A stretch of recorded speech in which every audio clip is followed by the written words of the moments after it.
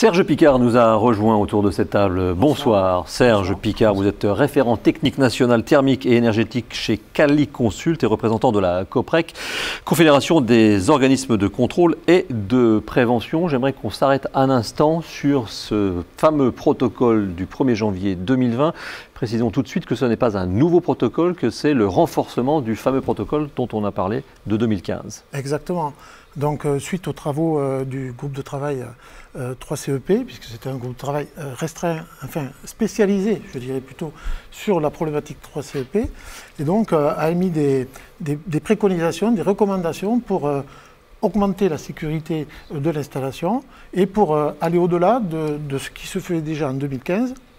Puisqu'en 2015, ce qui était préconisé par les fabricants, par les avis techniques, c'était de faire une vérification, un test au fumigène du bon montage du conduit.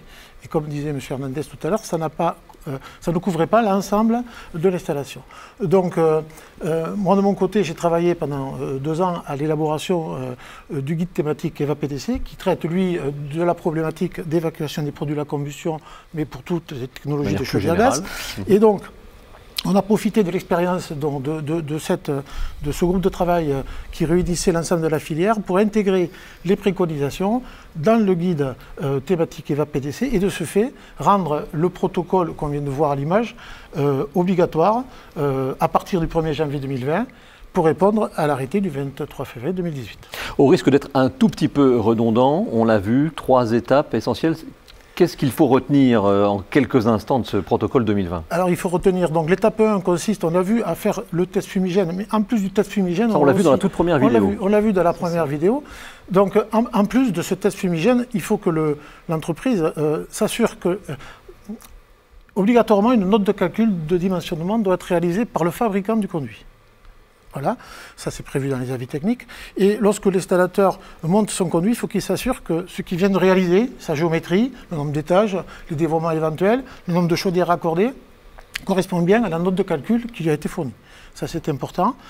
Si ce n'était pas le cas, peut-être qu'il faudrait revoir la note de calcul, vérifier s'il y a toujours adéquation entre ce qu'on va attendre comme résultat et ce qu'on vient de réaliser. Première étape. Ça c'est un complément à 2015. Deuxième étape, donc le conduit est monté. Ensuite on va fermer la gaine technique. Et quelques mois après, peut-être, oui, plusieurs mois après, on va venir poser des chaudières. Et là, la problématique, c'est que, donc on va demander à l'entreprise qui pose les chaudières, qui est la même qui pose le conduit ou une autre entreprise, ça dépend comment a été décidé le chantier, organisé le chantier, de vérifier déjà que les chaudières qu'il va poser, ce sont bien celles qui sont dans la note de calcul, puisque la note de calcul tient compte de la géométrie du conduit, mais aussi du type de chaudière qui est installé. On l'a vu tout à l'heure, de la pression, de la puissance, etc. Donc, est-ce que je pose les bonnes chaudières? Il faut se poser cette question. Ensuite, est-ce que je raccorde mes chaudières correctement au conduit collectif, suivant les préconisations du fabricant? À partir de là, donc, je vais faire mon autocontrôle lors de cette pause et valider mon autocontrôle par le formulaire qu'on a vu, le formulaire numéro 2. À partir de là, donc, le montage du conduit a été vérifié, le montage des chaudières a été vérifié. Les 2 formulaires sont remis à l'organisme habilité qui est là pour faire le contrôle en fin de chantier et valider et délivrer le certificat de conformité gaz, ce qui permettra ensuite au distributeur de réaliser la mise en gaz. Donc là, on est dans la phase où le gaz est livré sur le chantier et on va passer à la phase 3, qui est la phase de mise en service de l'installation. Alors, il faut bien avoir en tête que pour mettre en service les chaudières, ça paraît évident, mais c'est mieux quand c'est dit, il faut de l'eau, il faut de l'électricité et il faut du gaz surtout. Donc il faut que toutes les chaudières de la colonne puissent être alimentées en gaz en même temps, de façon à ce que l'entreprise qui fait la mise en service puisse mettre en route, bon je ne vais pas rentrer dans les détails du protocole, mais mettre en route toutes les chaudières et vérifier que le bon fonctionnement, alors là du coup, du conduit, du raccordement et des chaudières. Serge Picard, vous n'avez pas parlé du personnage qui est désigné d'un grand doigt très long, qui est en fait la personne importante sur le chantier, si j'ai bien compris. Voilà, donc une nouveauté aussi par rapport à tout ça, c'est que le protocole a voulu désigner, enfin demande au maître d'ouvrage de désigner dès le début du chantier une personne qui va être là pour se porter garant du bon déroulement de ce protocole et à la fin de fournir un 4e document qu'on ne voit pas là sur la vidéo, qui est j'atteste que le protocole a été bien suivi et je donne l'autorisation, entre guillemets, l'autorisation de faire fonctionner les chaudières. Qui est cette personne? D'où vient-elle? Alors cette personne, elle peut être parmi les intervenants du chantier, ça peut être le maître d'œuvre, ça peut être, pourquoi pas, une des entreprises intervenantes.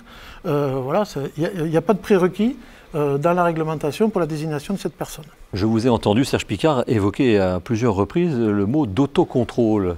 Et ça veut dire qu'il n'y a pas de pouvoir, pardonnez-moi d'être un peu dur, pas de pouvoir de police. Ce sont je me contrôle, je m'autocontrôle, mais il n'y a pas une police du 3CEP qui vient regarder si tout est bien posé. Il n'y a pas une police du 3CEP. Alors sur les chantiers, il y a deux intervenants de contrôle différents en fait, en général. Il y en a un qui est obligatoire par l'arrêté du 23 février 2018, c'est l'organisme habilité, celui qui vient certifier la conformité de l'installation et valider le certificat de conformité. Et en général, il y a aussi sur le chantier l'organisme de contrôle technique, le contrôleur technique, voilà, qui lui va suivre le chantier pour le compte du maître d'ouvrage, contractualise lui avec le maître d'ouvrage depuis la conception jusqu'à la réalisation. Et on va avoir un œil, puisque son rôle c'est de prévenir les aléas qui pourraient résulter d'une mauvaise application de la réglementation en général et particulièrement de la réglementation gaz. Donc il va avoir quand même un œil sur ce qui se passe tout le déroulé du chantier. Par contre, ce contrôleur technique n'a pas effectivement de rôle de police et de mesures coercitives. Il ne peut pas venir couper le gaz.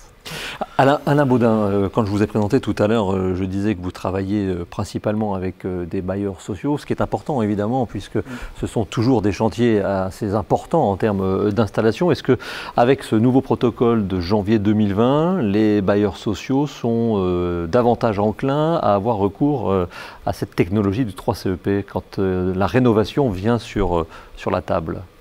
Aujourd'hui, on n'a pas encore... c'est trop tôt. Leur retour, c'est encore un peu tôt. Effectivement, on a, je ne citerai pas, mais on est intervenu à plusieurs reprises avec un des gros bailleurs sociaux français et qui avait rencontré des soucis avec les conduits 3CEP et qui avait dit on n'en posera plus. Je pense qu'aujourd'hui, ce nouveau protocole et tous ces nouveaux dispositifs permettent quand même d'assurer que la qualité est bien au rendez-vous de ces installations-là et éviter toutes les problématiques dont on a pu parler tout à l'heure. Donc je pense qu'il y a un vrai pas en avant qui a été fait pour professionnaliser tous les intervenants et puis s'assurer que toute la chaîne des différents intervenants s'emboîte bien et que l'installation au final qui va être livrée correspondra aux attentes de tout le monde. Mathieu Elbert, plus de trous dans la raquette par rapport à 2015 et voire avant? Non, plus de trous dans la raquette et des évolutions plutôt importantes. En premier lieu, le fait que ce soit un protocole qui a un caractère réglementaire, donc alors que précédemment on était plutôt sur une démarche volontaire qui pouvait potentiellement être intégrée dans le cadre de CCTP et donc avait une valeur plutôt contractuelle. Là on est vraiment sur un protocole qui a une valeur réglementaire, qui élargit son périmètre, qui n'est plus au simple périmètre du conduit collecteur mais qui intègre également les chaudières et ce en fonctionnement. Donc que des bonnes choses au final.